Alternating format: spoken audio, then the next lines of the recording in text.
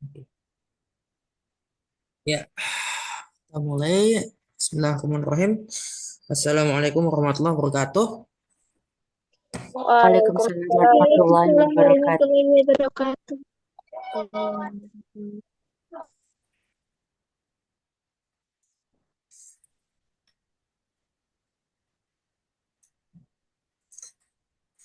Ya, kita di pertemuan ketiga ya, di sesi ketiga.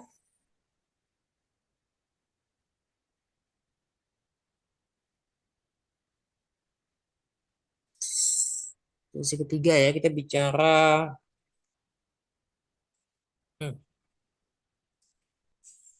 kita bicara tentang sumber-sumber pengetahuan ya. Sedikit lebih mendalam dari sebelum-sebelumnya. Saya share dulu. Oh, belum saya save. Bentar, saya save dulu. Ternyata belum saya save. Save.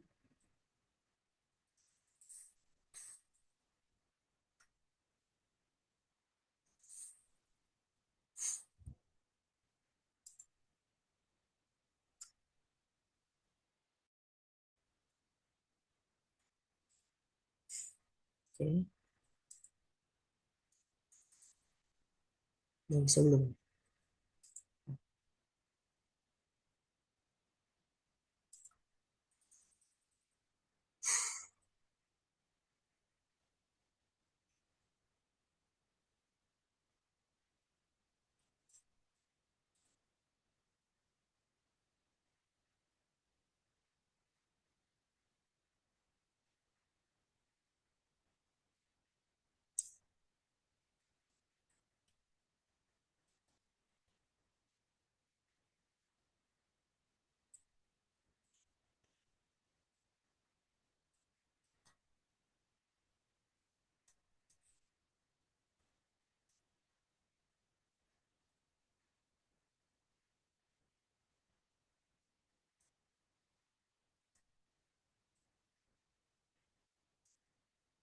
Oke, sudah ini ya sudah kelihatan ya.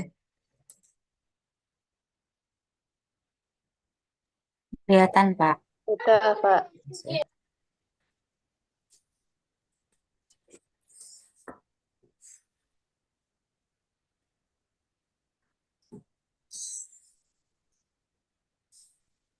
Oke,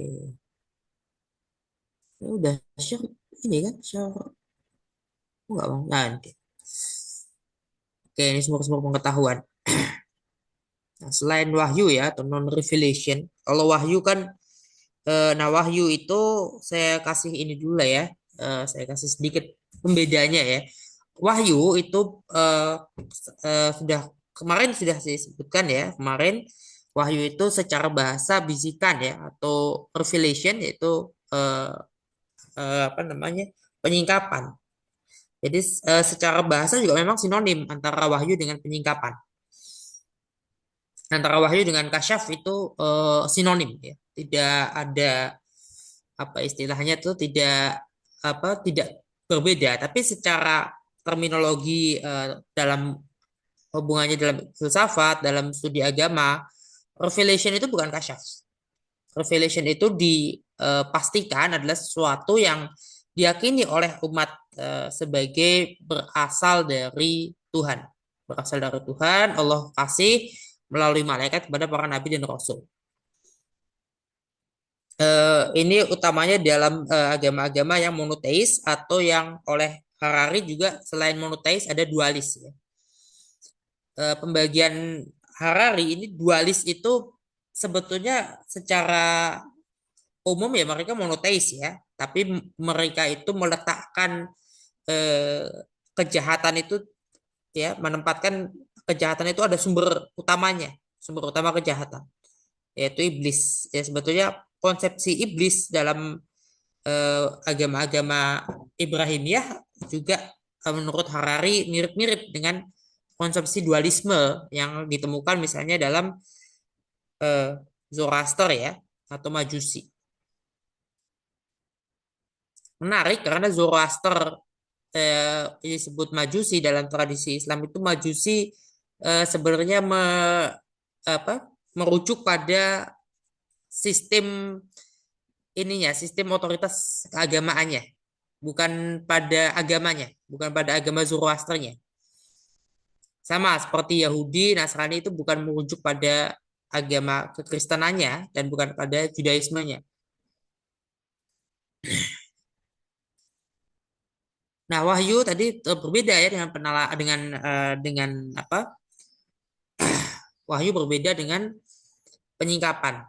Penyingkapan itu tidak harus berasal dari Allah, tidak harus berasal dari Allah, atau tidak dianggap sebagai sama kedudukannya dengan wahyu.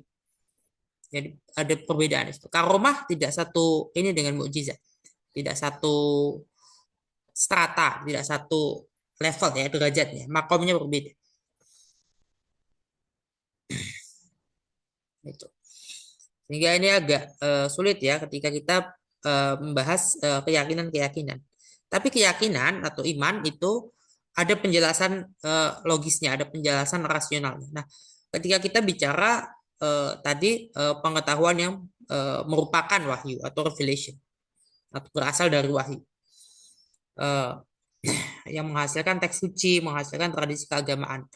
Nah, kalau di luar wahyu, selain wahyu, ada kesadaran. Ya, kesadaran itu kan kita tahu kalau kita lapar, kita tahu kalau kita haus, kita tahu kita ngantuk, kita tahu kita ingin membersihkan perut dari sisa makanan dan minuman, kita tahu kita suka sama orang, kita tahu kita punya keinginan seksual, kita tahu kita merasa malu, itu perasaan manusia, emosi manusia. Kita tahu kita merasa tersinggung, itu kita tahu. Ya, tapi individu lain tahu nggak? Kalau nggak dikasih tahu, nggak tahu. Dan kesadaran ada pada diri kita. Eh, Objek dan subjeknya sama. Ya. Ketika kita merasa lapar, yang lapar kita, yang tahu kita lapar kita. Ketika kita merasa senang, yang tahu kita senang kita, yang merasa senang juga kita. Ya, perasaan itu ada pada diri kita dan kitalah yang mengetahui. Jadi subjek dan objek, penalaran dan penginderaan ini objek dan subjeknya berbeda. Penalaran itu yang dinalar ya. Ada hukum-hukum logika ya yang membuat adalah satu penalaran itu benar. Penginderaan ya berasal dari penginderaan. Kita mempersepsi apa yang kita saksikan, yang kita dengar ya. Saya ini kelihatan ya kita berbicara di sini berkumpul dalam satu apa namanya forum online, forum daring ya dalam jaringan itu kita tidak melihat diri kita yang asli ya. Saya hadir tidak bersama-sama dengan teman-teman secara fisik, tapi teman-teman melihat ini adalah pencitraan dari saya. Ya, citra saya, citra suara, citra visual ya yang terlihat. Saya tidak merasakan kehadiran secara utuh. Bagaimana kehadiran kalau kita hadir ya sebagai individu hadir dalam perjumpaan yang atau pertemuan yang sifatnya di luar jaringan ya luring. Kita ketemu fisik face to face, kita akan bisa melihat dan merasakan apa ya berada pada satu ruang 4 dimensi yang sama. Kalau kayak gini kita berada dalam ruang mungkin 3 dimensinya sama, tapi dimensi keempatnya ya barangkali ada jeda. Ya, saya pernah memperhatikan kalau siaran langsung itu sebetulnya ada jeda. Ya, pernah kalau kalau ketemu kita ada pengajian-pengajian yang nasional, ada siaran langsung kan? Saya kalau kadang keluar dari ruang tempat acara, keluar saya menuju ke tempat tertentu gitu, misalnya mau kemana ada hajat apa, saya melewati tempat-tempat yang mana ini disiarkannya secara live ya, ternyata jeda. Jadi ketika saya keluar bicaranya apa, sudah satu kalimat selesai, ketika saya keluar saya sempat melihat atau berpapasan dengan alat-alat siaran langsung itu, mereka ternyata baru di pertengahan kalimat, di pertengahan paragraf. Jadi sedikit lagi selesai tadi. Saya keluar, orangnya ngomong pas selesai, pas saya keluar pintu, begitu saya lewat alatnya, baru menjelang selesai. Artinya kan ada jeda di situ. Ada jeda.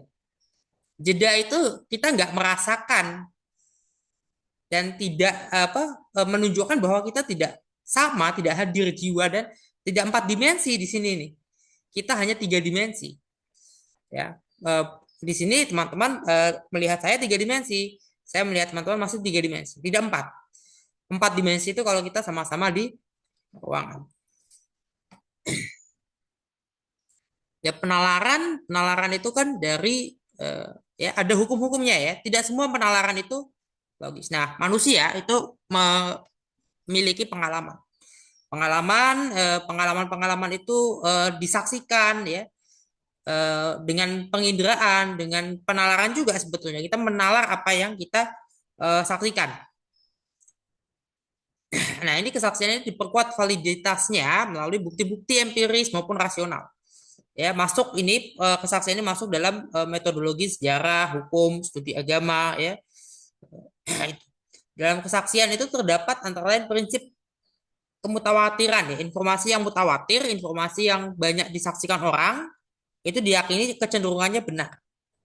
Jadi kalau satu masyarakat ya mengatakan pernah terjadi satu kejadian apa ya di tahun 500 sekian gitu ya. Oh, tahun 610 ya Masehi eh, ada peristiwa ya turunnya wahyu ya turunnya 5 ayat pertama surah Al-Alaq ya. Itu kesaksian itu ya disaksikan oleh oleh banyak orang atau diyakini oleh banyak orang. Itu kemutawatiran. Nah, pengalaman, ingatan, dan kesaksian ini kemudian tidak selalu berujung pada terbentuknya pengetahuan. Ya, ada eh, syarat-syarat berikutnya.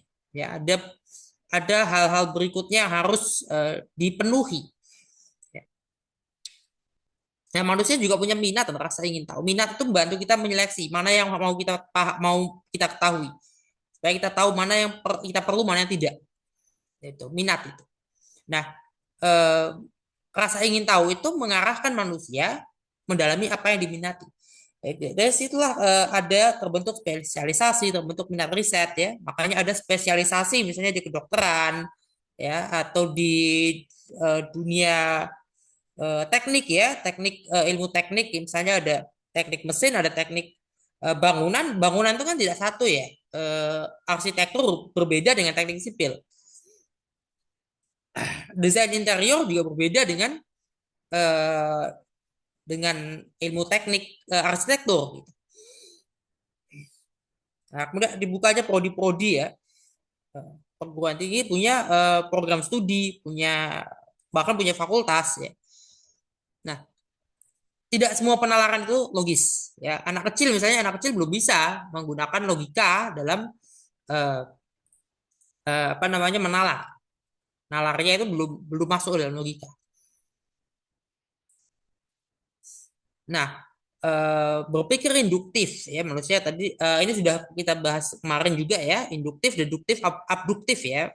Ada menarik kesimpulan umum ya, generalisasi, merumuskan teori, tesis, hipotesis, asumsi itu induktif ya. Kalau deduktif kan dari yang umum ya, dari umum dulu ke khusus menguji teori, menguji tesis, hipotesis, asumsi, kemudian abduktif ya mencari kesimpulan penjelasan yang paling mungkin, paling masuk akal, paling paling realistis ya, paling eh, mudah diimplementasikan ya. Seperti itu ya. Eh, Kira-kira dari bicara sumber-sumber pengetahuan, ada juga perihal intersubjektivitas ya. Pengetahuan tidak selalu subjektif, tapi juga ada intersubjektif. Kalau objektif sudah tahu ya. Objektif, subjektif sudah tahu ya.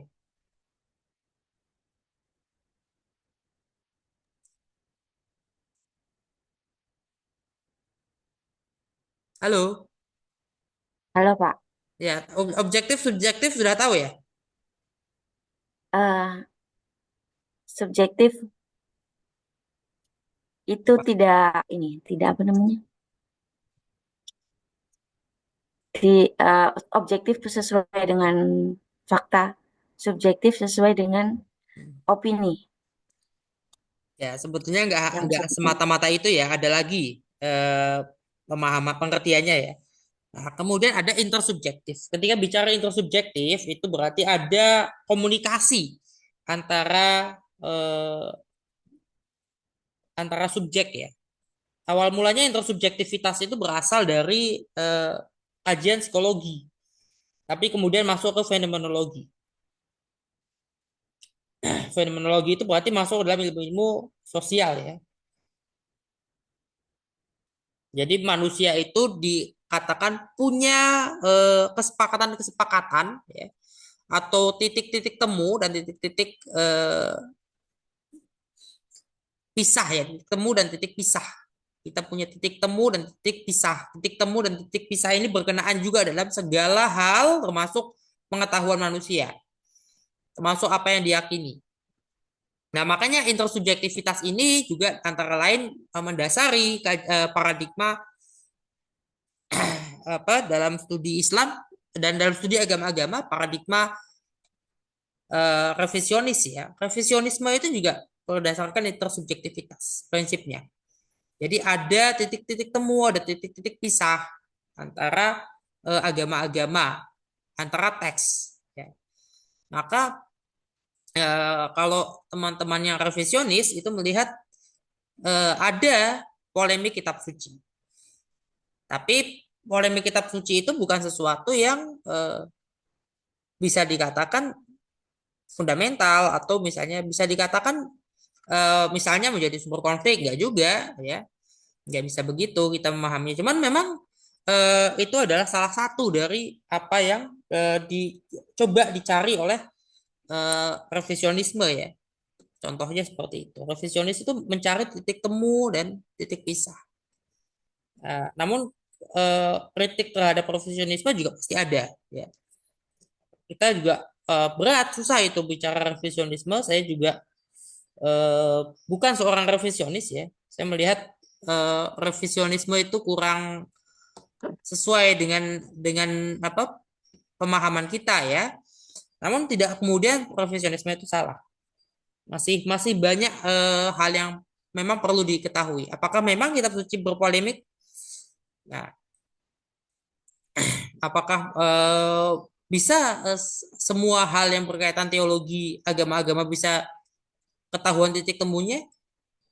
Kalau ada titik pisah, kemudian kita eh, perlu nggak mencari ketemu titik pisah? Kita perlu nggak mencoba untuk menghilangkan titik pisah? Kan nggak bisa. Titik pisah itu nggak boleh dihilangkan. Bukan nggak boleh, nggak bisa ya, tidak bisa dihilangkan.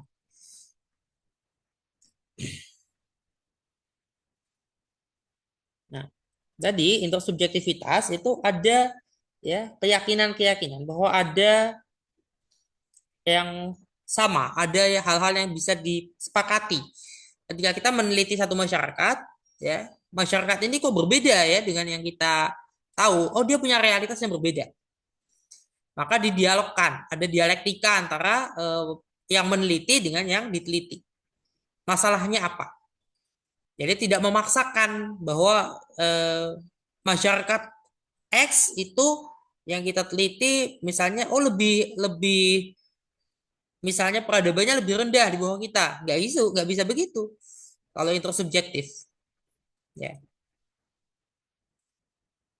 Atau misalnya mereka itu ekstrim, ya, misalnya. Belum tentu juga gitu. Belum tentu juga. Atau ya menganggap sesuatu itu ya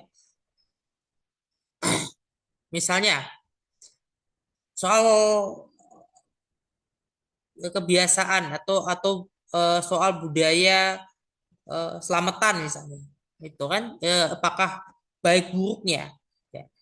Kemudian soal masyarakat Indonesia ini masih masih banyak merupakan masyarakat kolektif ya ciri-ciri masyarakat kolektif ya, ada norma-norma yang sering dianggap harus dipertahankan ya, sehingga sulit untuk ada perubahan. Karena norma itu seperti dipaksakan terus dari generasi ke generasi. Sementara di masyarakat barat misalnya ada perbedaan ya. Mereka cenderung individualis misalnya. Ya, cenderung individualis. Orang tua tidak mau eh, tinggal sama anak-anaknya. Orang tua tidak mau ada anaknya usia 18 tahun masih di rumah, masih tinggal sama mereka. Udah 18 tahun tuh eh, eh, mereka terbagi juga itu apa dalam sosiologinya itu masyarakat seperti itu mereka mereka itu tergantung mereka adalah kelompok kelas mana, kelas menengah ke atas atau kelas menengah ke bawah. Nah, masyarakat yang menengah ke bawah, misalnya di Amerika Serikat itu, mereka cenderung mengusir coba. Anaknya yang usia 21 masih di dalam rumah, masih tinggal sama mereka, mereka usir. Mereka usir, kamu udah 21 tahun, kamu masih tinggal di sini sama saya. Jadi dia anggap, ini ada orang dewasa lain nih di rumah nih. Mereka udah nggak mau lagi. Nah, dia diusir. Itu menengah ke bawah. Yang menengah ke atas, apalagi golongan elit, ya, itu tidak. Mereka baik-baik saja ketika ada anak yang usia 20, 25, 30 masih tinggal bersama dengan orang tuanya. Malah mereka kadang membelikan rumah atau bahkan memberikan pekerjaan karena mereka kelompok elit itu ya. Ya, keluarga-keluarga konglomerat ya, keluarganya Trump, keluarganya siapa Gates ya. Eh, ya siapa lagi itu mereka kan kalau anaknya sudah besar justru dikasih tempat tinggal, dikasih pekerjaan, ada nepotismenya juga. Di mana tentu itu akan menjadi masalah juga, mereka punya masalah di situ. Nah, itu kalau kita melihatnya secara intersubjektif, kita mencoba memahami. Misalnya anak konglomerat kaya gitu, anak jutawan, anak miliarder yang punya di atas 1 juta US ya, 1 juta dolar di atas ya, 1 juta dolar ke atas, mereka itu punya masalah apa sih? Mereka itu nggak pernah merasakan kayak kita nyari kerja misalnya. Nggak usah dong nyari kerja, nanti sama orang tuanya dikasih. Entah dikasih pekerjaan, entah dikasih modal usaha. Tapi mereka juga bukan tidak di apa, bukan tidak dikader untuk itu. Bisa jadi mereka dikader. Ada yang tidak dikader, langsung dikasih gitu. Tapi mereka dikasih, nggak kayak kita nyari kerja. Apakah ada masalah di situ? Ya, kalau orang yang memahaminya dari segi mereka nggak cari kerja, berarti mereka dianggap tidak punya masalah. Ternyata mereka tidak mencari pekerjaan itu juga merupakan masalah. Nah, itu kan intersubjektivitas kita melihat itu. Itu studinya intersubjektif, kita mengetahui masalah mereka. Dengan mendengarkan mereka, mereka punya masalah apa? Ya, mereka punya masalah apa yang mereka ketahui? Eh, mereka punya masalah apa yang kira-kira kita tidak tahu? Yang kira-kira mereka tidak tahu. Ya, itu. Manusia kadang kan kita tidak menyadari masalah kita apa, tapi kadang kala eh, orang lain mencoba untuk sok tahu dengan masalah kita. Itu yang terjadi dalam masyarakat global, termasuk dalam masyarakat ilmu pengetahuan. Kita melihat satu masyarakat kita yang kita teliti, kita merasa tahu, padahal mereka juga tahu, ya. Tapi kita harus tahu mereka punya masalah apa yang mereka ketahui, masalah apa yang mereka tidak tahu kita tahu. Itu ya intersubjektif. Nanti saya cari lagi di sumber-sumbernya ya. Oke, ada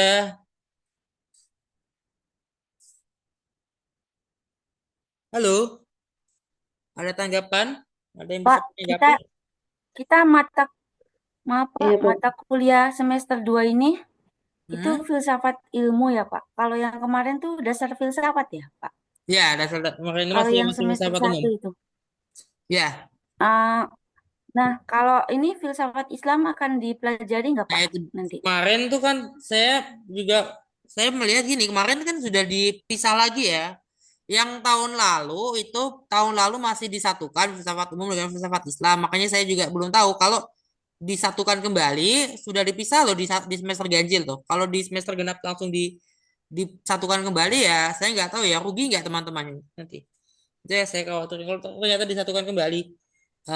Nanti saya coba bicarakan itu ya. Soal itu. Tapi kalau disatukan, saya juga siap-siap saja kalau filsafat umum dan filsafat Islam itu disatukan. Menurut saya tidak masalah ketika disatukan karena yang penting itu teman-teman tahu cabang-cabang filsafat, tahu tentang bukan sejarah filsafat yang dipelajari, bukan sejarah filsafat pemikiran siapa enggak begitu, tapi cabang-cabang filsafat, sekolah-sekolah filsafat atau mazhab-mazhab ya, mazhab-mazhab filsafat itu yang harus dipelajari ya school of thought ya sekolah pemikiran. Yang harus belajar itu cabang-cabang ya. Konsep-konsep seperti bagaimana eskatologi ya. Eskatologi kan masuk dalam studi tentang kiamat itu adanya di filsafat Islam gitu. Itu ya bisa perlu untuk dipelajari oleh teman-teman. Ini Yuyun S. Oh, Suryaswati. semester ketiga Pak. Hah? Apakah filsafat Islam di semester ketiga atau Belum tahu gimana? saya nanti ya. Kalau filsafat kita nggak saya nggak bisa jawab soal itu. Yang Bisa jelas tahun dipakai ini kemarin Pak, sih. yang Yuyun, Yuyun S. Yuyun Surya Suryaswati Sumantri. sekarang bukunya yang putih ini, Bu. Nggak Oh, kelihatan. bukan ini ya. Nggak kelihatan ya? Ini udah Kalau pakai lama berarti. kalau pakai itu nggak Oh, kelihatan ya? saya biru Pak. Iya, yang tahun 2015 itu eh, edisi diperluas. Ada Oh, edisi diperluas, Bu. Saya nggak tahu ada nggak di Shopee. Di Shopee atau di Tokopedia atau di saya platform dapatnya ini di Shopee Pak. platform platform iya. Saya juga nggak tahu ini apa ada kok di sini apa di itu ada. Saya nggak tahu kalau di itunya. Edisi diperluas. Cari yang edisi diperluas. Hmm. Kalau edisi diperluas ini lebih luas lagi, Bu. Ada penambahan bab. Oh, Nah, ada I penambahan see. bab. Ada bab-bab yang belum dimasukkan di situ. Yang biru itu belum belum semua bab itu dimasukkan.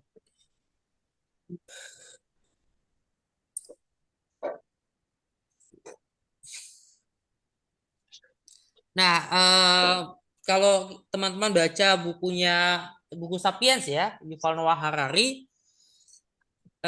itu ada Oh ya, revolusi kognitif ya, revolusi kognitif, ya. apa?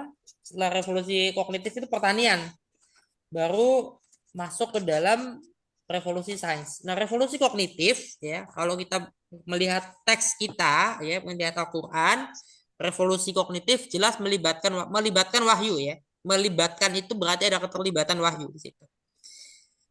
Eh, Sebetulnya saya juga kaget ya, terkejut saya ketika saya tahu ternyata dari teologi agama-agama lain tidak ada itu meyakini revolusi kognitif itu ya menurut bahasanya Yuval Noah Harari itu melibatkan wahyu. Jadi revolusi kognitif hanya Islam yang mengakui revolusi kognitif melibatkan wahyu. Ya kalau tidak melibatkan wahyu terus apa gitu kan? Terus apa? Manusia tahu eh, landasan teologisnya berarti jelas berbeda.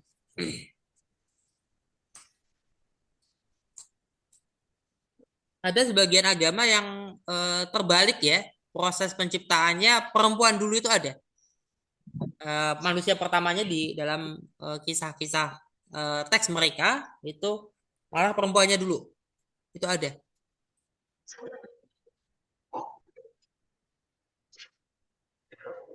Kalau nggak salah agama pagan Mesir juga perempuan dulu. Perempuan dulu yang apa yang diciptakan baru laki-laki.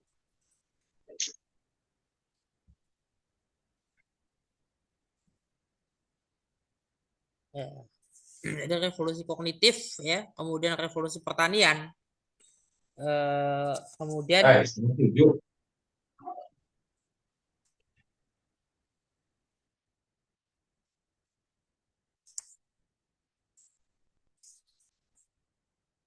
kemudian baru masuk revolusi sains itu belakangan ya sekarang.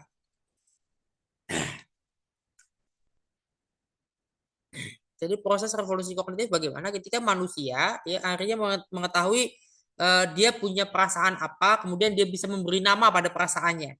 Ya emosi, punya emosi, kemudian emosinya apa dinamai, kemudian melihat benda-benda dinamai ya. Ini batu, ini tanah, ini pasir, ini air, ini pohon, ya, ini kayu, ini buah, ini apa itu dinamai. Kemudian manusia masih tetap dalam menjadi masyarakat hunter gatherer ya, mengumpulkan makanan, mengumpulkan buah-buahan, daun-daunan, mengumpulkan apa daging ya, menangkap hewan ya, menangkap hewan, mengumpulkan apa. Manusia kemudian apa akhirnya melakukan domestikasi. Binatang pertama yang didomestikasi adalah binatang pertama yang didomestikasi apa?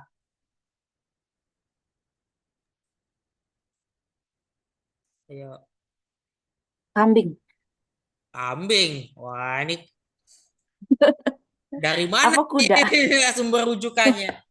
Justru anjing, anjing dan kucing besar ya, kucing besar loh ya, bukan kucing kucing yang di rumah itu bukan kucing yang kecil-kecil itu.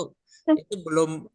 Tapi memang salah mungkin barangkali barangkali ya karena kalau kucing rumah kan apa bahasa Latinnya? Felis catus domesticus kan? Felis catus domesticus itu menunjukkan ada mereka mungkin saja berevolusinya setelah ada manusia, artinya setelah didomestikasi, setelah dijinakkan. Domestikasi itu kan memasukkan ke rumah sebetulnya bahasa secara bahasa ya, karena domus domus itu rumah. Ya. Kemudian setelah anjing dan kucing besar ya, ya kalau anjing kan Canis lupus familiaris ya, fam itu kan keluarga ya. Jadi anjing dan kucing besar itu yang didomestikasi pertama-tama. Berarti manusianya masih berburu. Berburu menggunakan anjing, menggunakan kucing ya. Bukan menggunakan kucing, menggunakan mungkin cheetah, mungkin harimau, macan ya, singa itu. Digunakan untuk itu. Kemudian mungkin hewan-hewan buas lain ya, elang gitu ya. Elang yang berburu ya, bukan bukan hewan pemakan bangkai. Hewan memakan bangkai itu nggak bisa nggak bisa di apa gunakan untuk berburu kan mereka nggak berburu itu mereka hanya mengambil bangkai tentu manusianya tidak juga ingin menangkap mereka untuk melatih berburu percuma gitu sia-sia karena naluri mereka adalah menangkap yang sudah mati sudah lemah sudah sekarat ya jadi berbeda tapi itu tadi hewan yang pertama di domestikasi itu. Baru kemudian manusia mendomestikasi hewan-hewan lain yang memakan tumbuh-tumbuhan. Proses domestikasi itu bukan bukan memasukkan mereka ke rumah sebetulnya. Menjinakkan mereka itu tidak memasukkan mereka ke rumah. Akhirnya manusia yang masuk ke rumah. Ya, kita mendomestikasi padian, ya, gandum, padi, apalagi yang berkaitan dengan tanaman yang seperti padi, kemudian kita mendomestikasi tanaman-tanaman yang menghasilkan buah, menghasilkan sayur. Mungkin menghasilkan sayur dulu ya, baru yang menghasilkan buah. Jangan-jangan yang menghasilkan sayur dulu yang kita masukkan sebelum yang menghasilkan buah. Karena padi itu lebih dulu ditanam. Kita makan apa? Makan apa namanya sagu ya sagu nah, sagu itu sangat sangat jamak umum ditanam oleh masyarakat Asia Tenggara sampai datangnya padi pada sekitar 2000 tahun yang lalu jadi kita ini menanam padi baru sekitar 2000-an tahun ya. Nah, itu semua dari perjalanan dari revolusi kognitif menuju revolusi pertanian. Nah, ini revolusi kognitifnya tadi itu melibatkan wahyu. Ya, ada keistimewaan-keistimewaan dalam ragam spesies manusia, ya, yang membuat manusia itu kalau terjadi perkawinan antara sapiens dengan Neanderthal, dengan Floriensis, dengan Soloensis, ternyata lahirnya sapiens dan berketurunan. Ya, Neanderthal yang lain kita matikan. Ini berbeda dengan apa yang terjadi kemudian ya ketika bicara ada yang namanya genosida yang kalau genosida itu jelas berbeda. Genosida itu eh, mereka tidak seperti itu polanya. Kalau ini kan tidak. Ini sebelum ketika terjadi itu memang perkawinan. Mungkin juga saat itu manusia juga berbeda lah dengan hari ini. Masyarakat dulu kan belum punya konsep soal konsen, ya. Jadi mungkin mungkin saja ada perkawinan antara itu, tapi sisanya dibunuh biasa aja, gitu loh. Yang yang sejenisnya ada yang dibunuh biasa aja, nggak kayak sekarang. Kalau sekarang masyarakatnya berbeda. Ya, pertama karena sudah terbentuk ya, sudah selesainya revolusi kognitif, revolusi pertanian, juga masyarakat sudah semakin maju peradabannya. Ya, masalah konsen itu jadi sangat penting. Semakin ke sini masalah konsen ya, kesadaran, keinginan itu makin makin kita pahami, makin kita ketahui.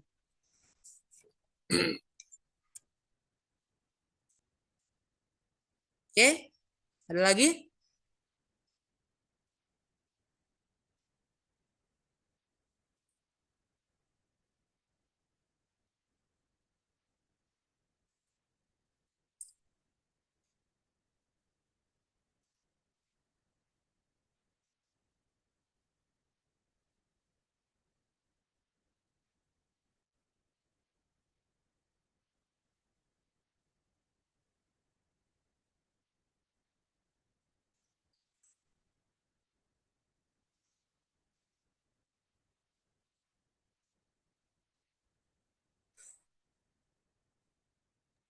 Dalam filsafat ilmu apa aja, Pak? Ini yang akan dipelajari, yang kurang dari bukunya Yuyun Surya Oh, Sumantri. bentar. Ininya ya. Banyak banyak tambahannya Bu di sini. Kalau di filsafat ilmu yang edisi diperluas itu sampai ke mana? Setelah setelah di sana berapa bab sih? Kurang dari 12 ya.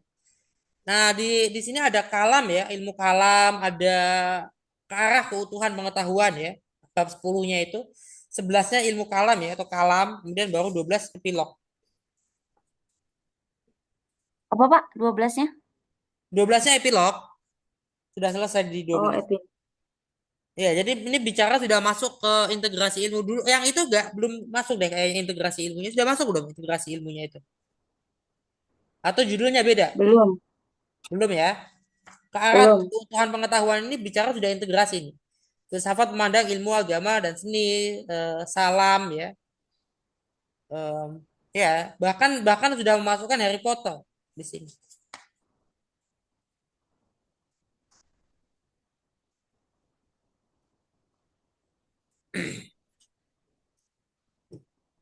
Menarik loh.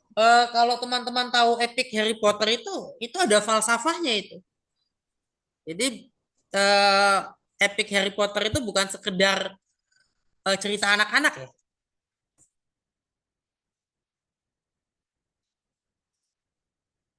Bahkan gini ya, ada satu quote ya, satu quote dari Hermione Granger itu yang secara apa eh, secara implisit ya menyebutkan pengusiran, expulsion ya, itu lebih buruk, lebih jelek, lebih berat dari yang namanya pembunuhan. Jadi kalau dibunuh kan atau dibantai orang itu atau masyarakat itu masyarakat yang dibantai yang dihabisi seluruhannya sudah aja gitu kan, mereka mati. Tapi kalau diusir dari kampung halamannya, diusir dari wilayahnya, orang itu akan apa? Kenapa orang itu? Akan frustasi. Melawan, Pak. Ya, karena sangat sangat lebih menyakitkan ya. Nggak bisa pulang gitu kan. Pengen mereka pulang.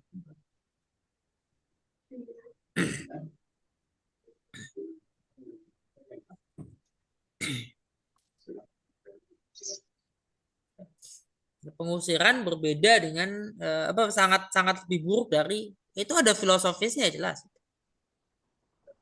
Sekalipun yang mengatakan masih anak remaja ya pada saat itu kan, diceritanya kan begitu.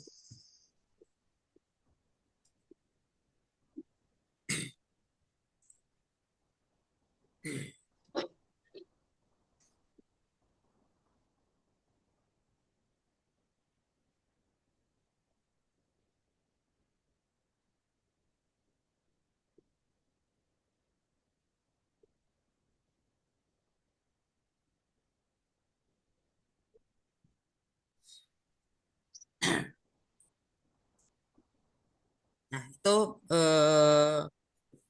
terkait sumber-sumber ya.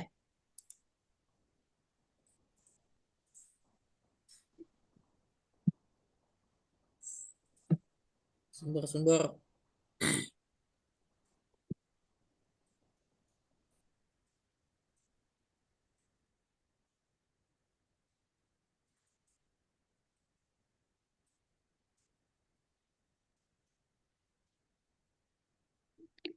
Berarti untuk filsafat ini bukunya masih tetap yang dulu, yang Andi Hana Hakim Nasution atau udah beda, Pak?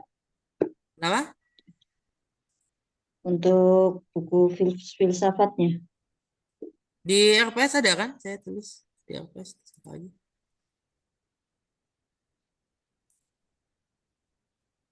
Oh, belum, enggak saya buka ya. Nanti saya buka. Yang ini kan sudah saya kasih ya, yang buku PDF itu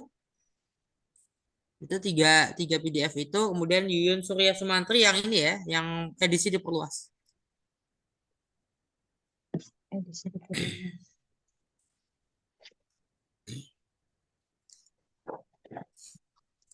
Ini maksud saya kalau filsafat umum, filsafat secara umum ya, filsafat dalam dalam pengantarnya ya, dasar-dasarnya itu teman-teman memang mestinya mempelajari isu-isu atau peta filsafat ya, peta peta filsafat.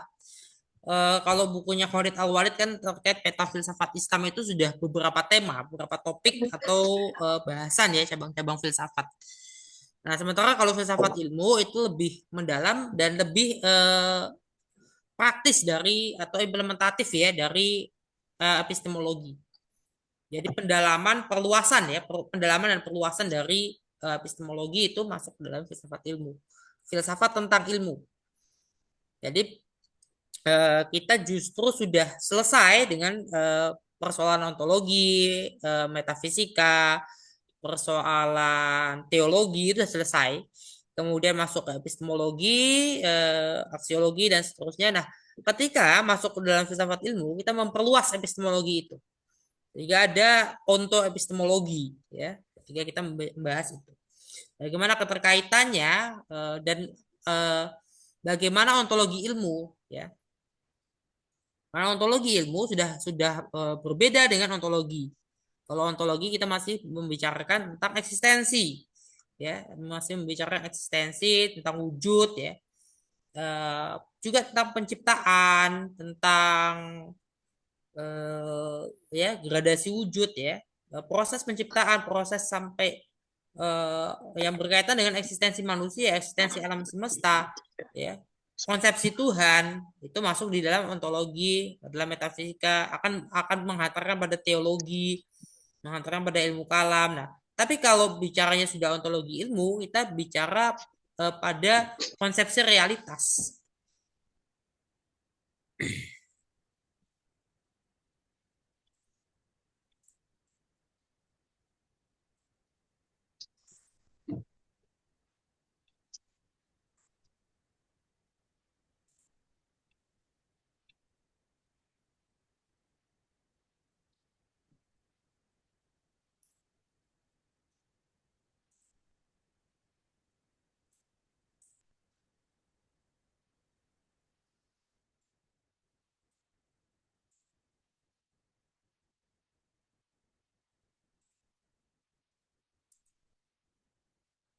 Nah, masuk dalam konsep besar realitas seperti itu. Gimana ada lagi?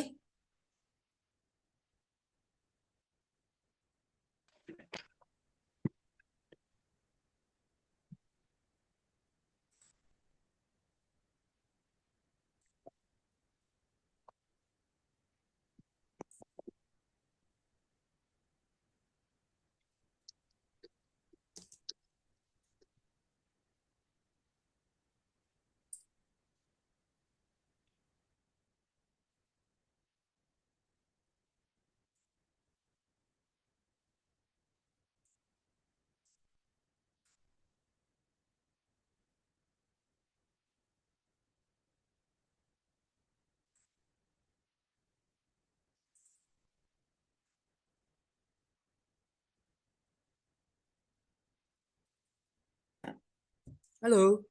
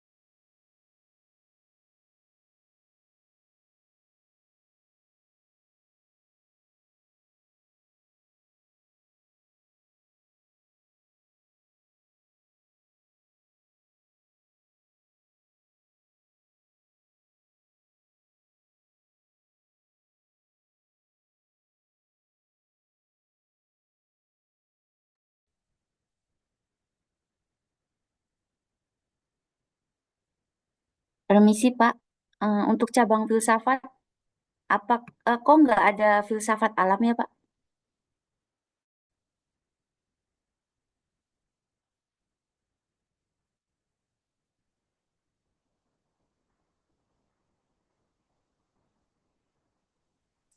Gimana?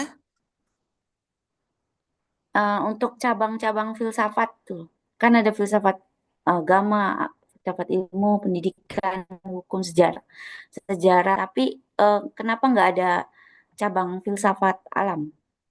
Kalau Bu Nur saya belajar ini ya, filsafat eh, kan teori filsafat teori sih udah kasih tahu ya yang semester lalu ya.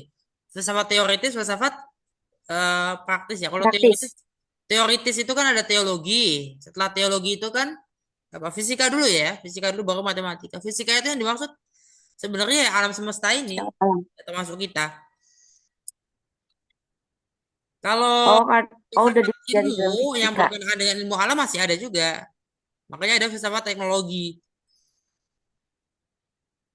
Eh, Hmm, Departemen rektor UI ya pasti apa yang ngomong waktu itu menyebut Habibie itu teknosof atau ya lebih ke filosof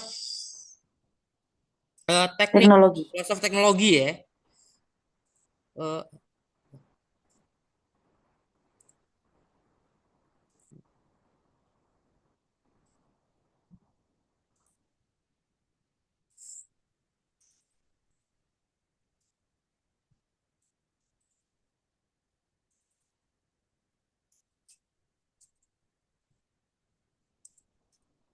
Silakan di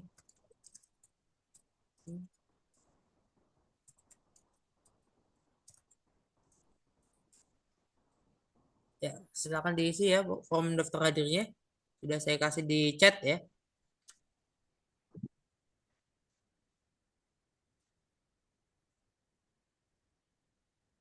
Oke, ada lagi?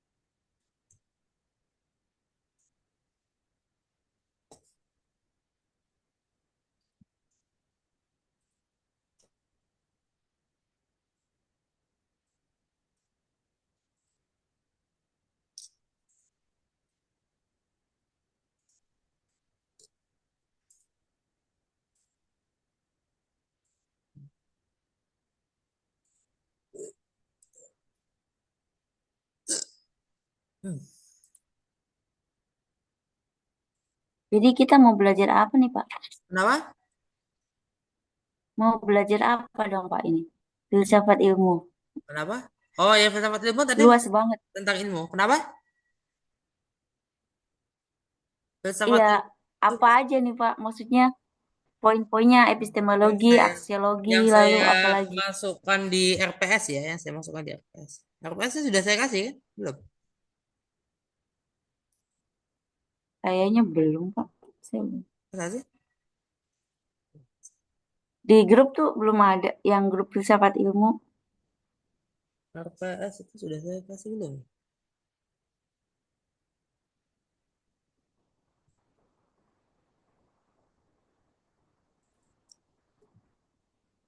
Masa belum saya kasih? Adanya studi pengantar filsafat. Oh ya,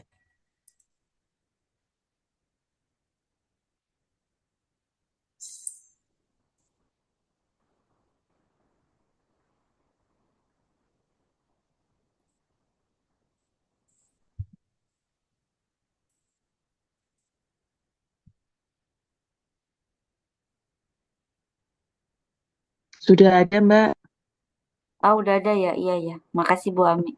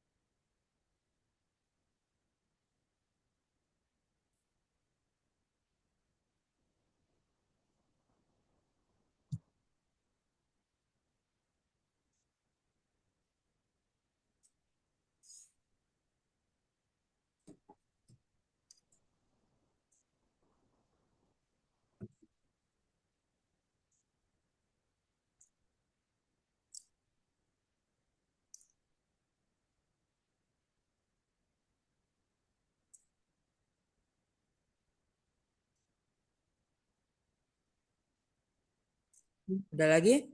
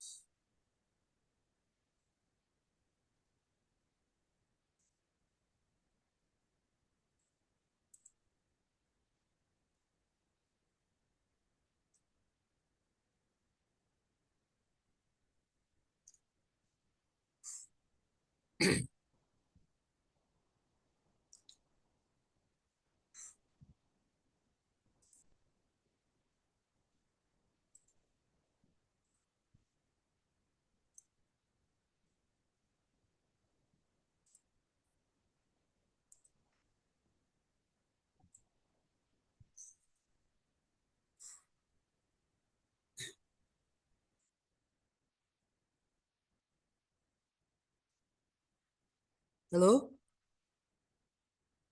Ini 24, 23 ya? Ya, Nabila Nurlaila. Ya, Bapak, aku mau nanya, tapi agak melenceng, boleh? Oke. Nanti Eh, diluruskan.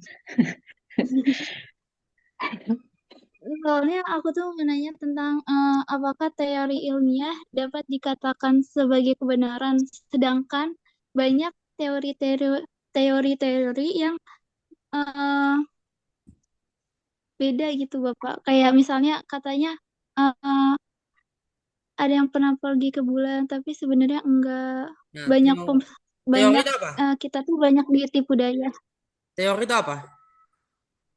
pemikiran. Teori kepemikiran ya? Syarat metode.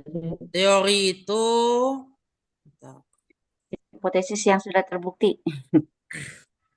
Teori itu kira-kira sama dengan tesis ya, tapi eh, tidak kemudian disebut langsung apa sebagai tesis. Teori masih bisa salah, ya. Teori itu ya tidak semua pemikiran adalah teori. Karena ada teori yang tidak berdasarkan hasil pemikiran. Artinya teori yang tidak berdasarkan hasil penalaran itu maksudnya ya. Jadi mikirnya salah ya, tentu menghasilkan teori yang salah. Teori itu ini dari Wikipedia nih. Ya, tapi jangan teman-teman jangan mengambil Wikipedia ya.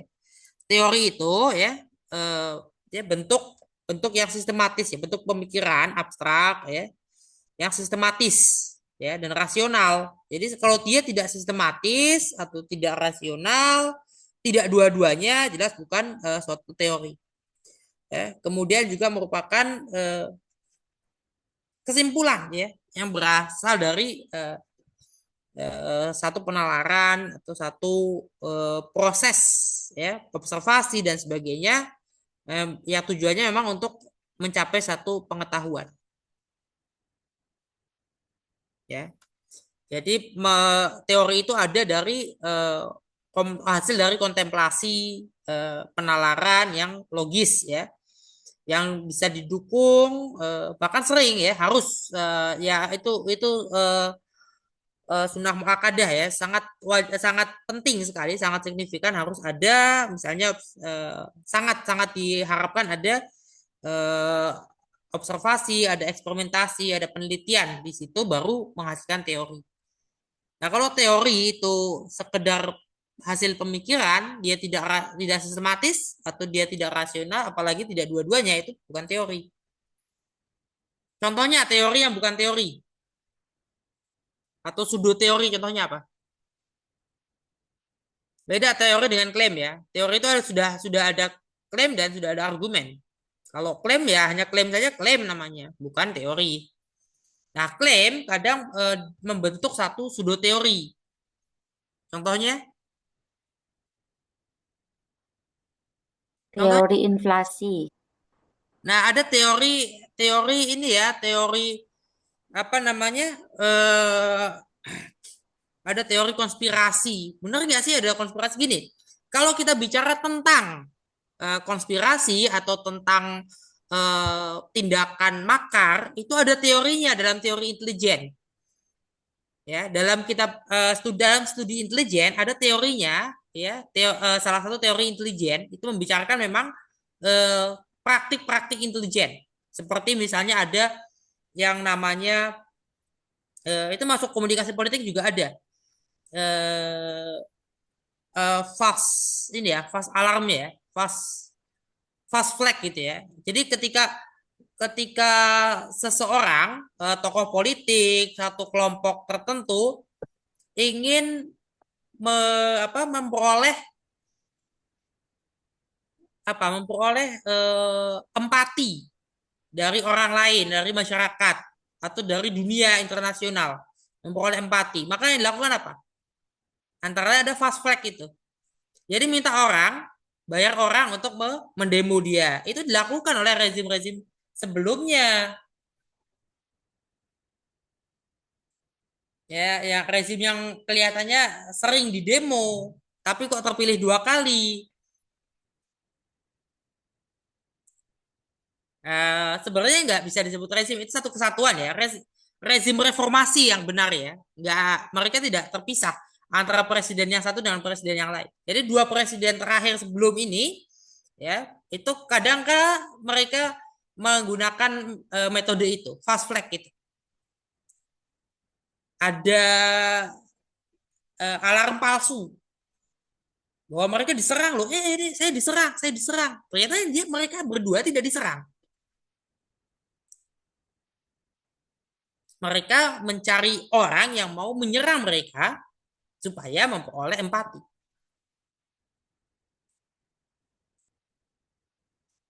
Itu masuk teori itu betul konspirasi namanya. Tindakan seperti itu masuk konspirasi, tapi tidak masuk dalam teori konspirasi. Kalau teori konspirasi itu mereka meyakini ada satu elit, kelompok elit global atau ada satu masyarakat yang merahasiakan identitas mereka, merahasiakan mereka mengatur seluruh dunia. Bayangkan kelompok komunitas rahasia itu, masyarakat rahasianya itu atau tangan-tangan terselubungnya itu tidak pernah berganti. Baik dari segi silsilahnya ya, nasabnya tidak berganti maupun dari sanatnya tidak berganti, tidak berubah, tetap aja mereka lagi ya. Padahal masa sih gitu, masa sih, coba sekarang keluarga kerajaan Spanyol hari ini, dinasti yang berkuasa di Spanyol hari ini dengan dinasti yang berkuasa di Spanyol pada 1490-an, lebih dipercaya yang mana? Atau masih sama nggak kira-kira pengaruhnya? Spanyol itu sudah kehilangan Tidak, Bapak. Spanyol sudah kehilangan Ya, pengaruh politik loh. Keluarga kerajaan Spanyol ya. sudah kehilangan pengaruh politik. Jadi simbol saja. Terus masih mau bilang mereka itu punya pengaruh? Enggak kan, mereka sudah tidak punya pengaruh lagi.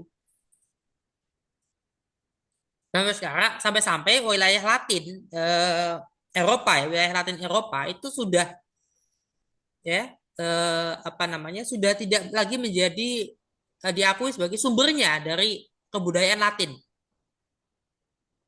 Wilayah Latin Eropa ya, yang mayoritasnya Katolik. Prancis termasuk itu ya, ya Prancis juga termasuk ya, Prancis, Itali, kemudian Spanyol, Portugal itu ya yang mayoritasnya Katolik atau yang pernah dikuasai oleh dinasti-dinasti Katolik ya, secara yang sangat kuat lah dinasti Katoliknya. Ini termasuk teori kritis ya berarti Bapak nih. Hah? Oh, yang mana ini? Teori kritis. Teori Ya, Teori sejarah ya, itu Bapak. teori, Bu. Teori kritis itu teori. teori. Bukan paradigma. Ya, rezim reformasi siapa aja, Pak? Jadi tadi kalau rezim Kalau menurut reformasi Bapak? ya, rezim reformasi itu seluruh seluruh setelah reformasi ya, dari Habibie sampai sekarang. Tapi ini tadi ya, kalau kita bicara teori, ya teori itu apa? Ya teori itu ada batasannya. Disebut teori kalau merupakan ya hasil pemikiran yang logis, ya penalaran yang logis. dan ya juga melibatkan observasi, melibatkan apa namanya eksperimentasi, penelitian. Nah, kalau orang yang membuat teori konspirasi itu mereka sok tahu, mereka sok tahu. Ya. Kalau teori kritis itu kan eh, kritis ya, kritis itu dia ya antara lain ciri-cirinya adalah memiliki atau menghadirkan intersubjektivitas. Itu bagian dari teori kritis. Nah, teori kritis itu ya di sosiologi tokoh-tokohnya antara lain ada Marx ya, ada Marx, ada tokoh-tokoh Jerman rata-rata ya. Heidegger juga termasuk ya. Sekolah Frankfurt itu School of Frankfurt School ya. Habermas itu masuk teori kritis. Makanya ada intersubjektivitas di situ. Prinsip-prinsip intersubjektivitas masuk ke situ. Nah, ketika bicara feminisme, feminisme juga masuk teori kritis ini ya. Sosiologinya sosiologi kritis. Jadi ilmu sosial kritis, bukan ilmu sosial yang melihat apa adanya, tapi kritis. Kritis itu tujuannya adalah mencapai satu perubahan besar.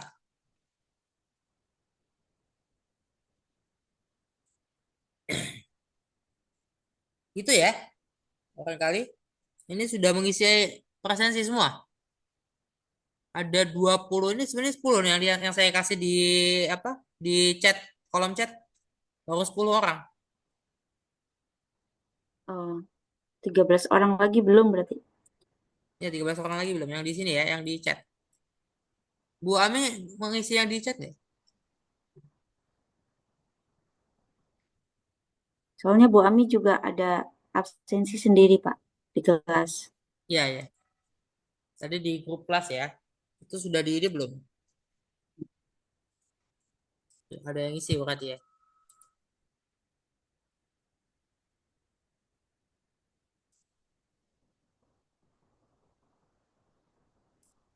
Jadi saya kasih di chat tanggal jam berapa? Jam 7 ya.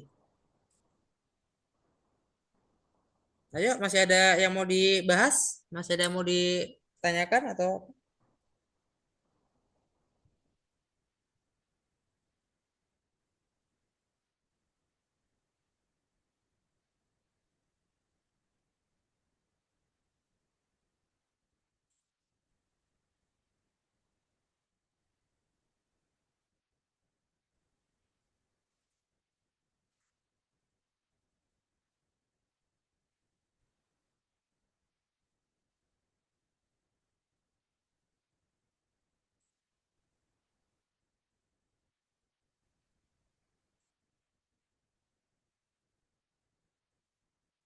Pak, teori kritis berarti bisa dikatakan sebagai pemikiran filosofis tidak, Pak?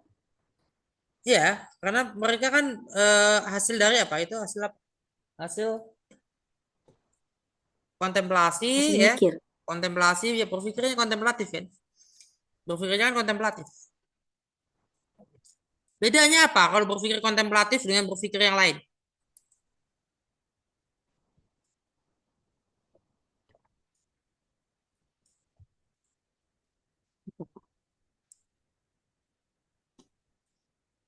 Menyeluruh. Berpikir kontemplatif bedanya apa? Kalau ini nggak kontemplatif loh, kalau ini kontemplatif. Coba dicari tahu. Kontemplatif tuh kayak bertapa gitu kan, Pak. Serius, apa, kusuk.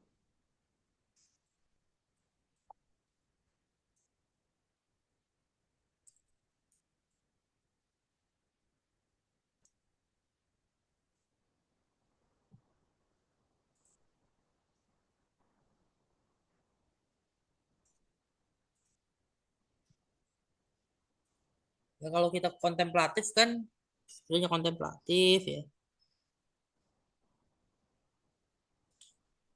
Merenung. Ya ada sistematikanya.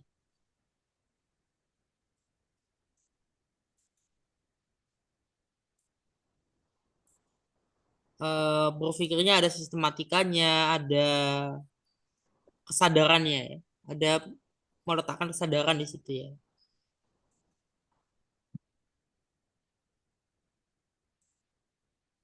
bedanya dengan berpikir filosofis?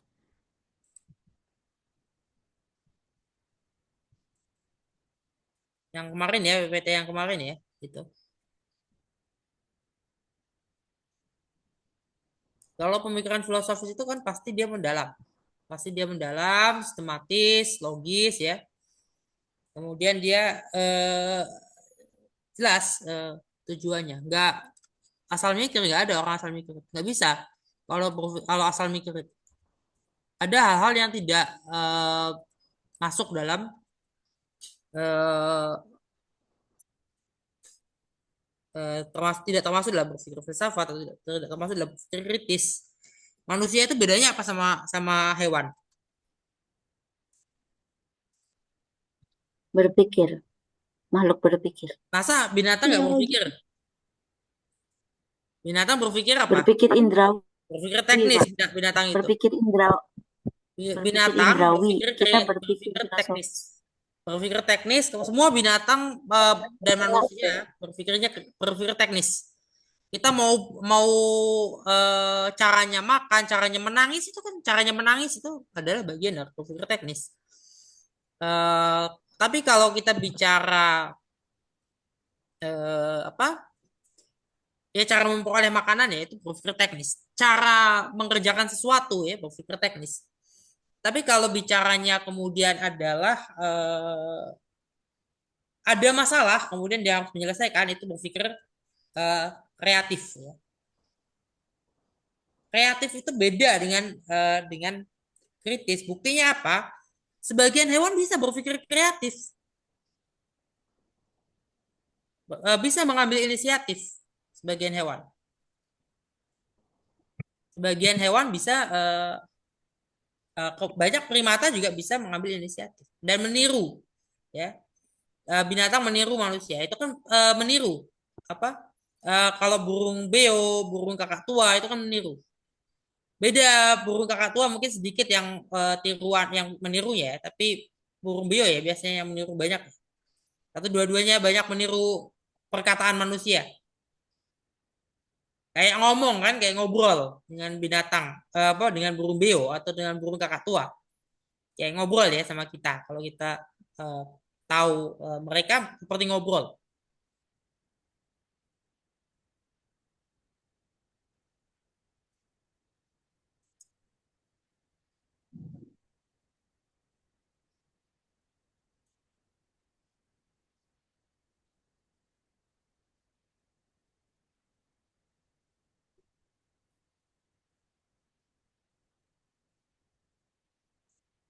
Tapi mereka masih meniru, itu masih masuk kreativitas.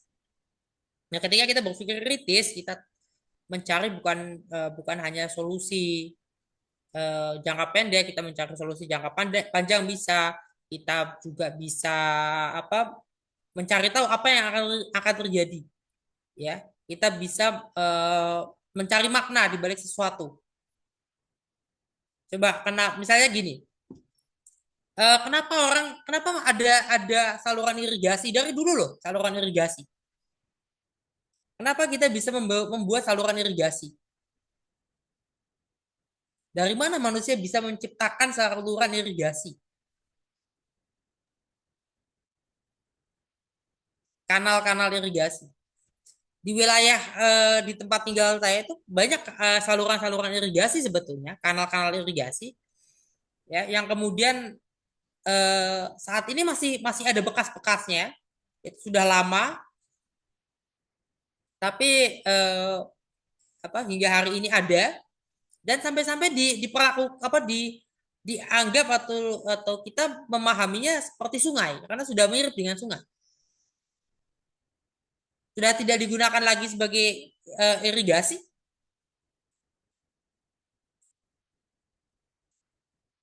sudah nggak ada sawahnya lagi, adanya pemukiman, perumahan.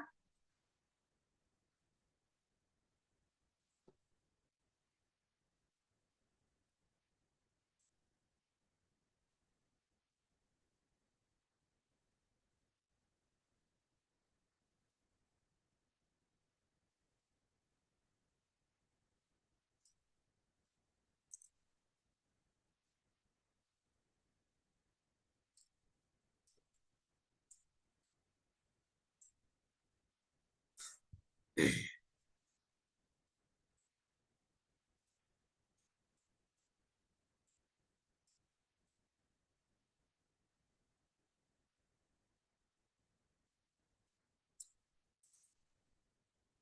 ada lagi? Ini sudah 726 loh.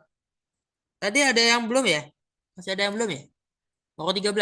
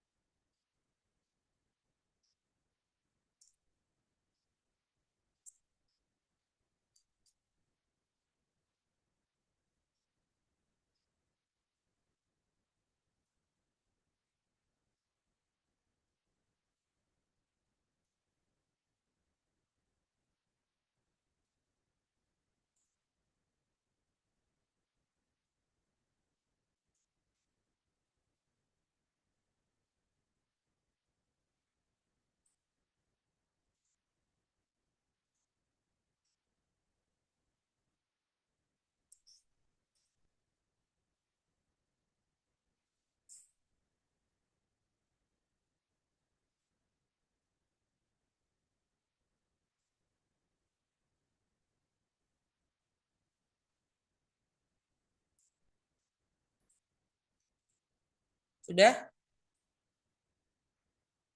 Gimana?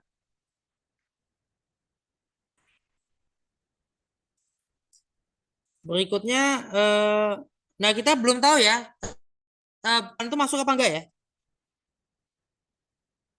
Berikutnya itu masuk Bapak, pemikiran filsafat, sarana berpikir, pemikiran kritis ya. mazhab Gimana? mazhab filsafat itu mazhab filsafat nggak masuk ya. Mazhab, eh Mazhab-mazhab nggak selesai pemikiran. kan kemarin ya? Saya tidak perlu merasa teman-teman perlu memahami secara satu persatu ya kalau mazhab filsafat. Ketika Hmm. sudah bicara filsafat ilmu ini kan lebih ke sampai apa? Lebih ke berlanjutannya ya, kelanjutan dari epistemologi.